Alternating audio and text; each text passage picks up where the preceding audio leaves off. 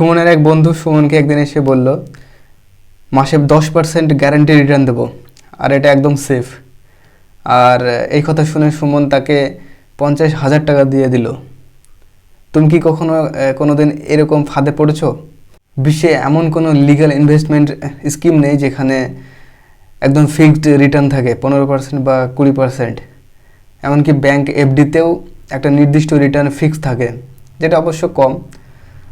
যদি এরকম কোনো ফিক্সড রিটার্ন কেউ দেবো বলে, তাহলে সেটা বেশিরভাগ ক্ষেত্রেই পঞ্জি স্কিম। এটা থেকে সাবধান। এই ধরনের বেশিরভাগ স্কিমগুলোতে প্রথম দিকে তারা টাকা দেয় যাতে তুমি আরও টাকা তাদেরকে দাও, আর তুমি আশেপাশের লোককেও এই সম্পর্কে বলো।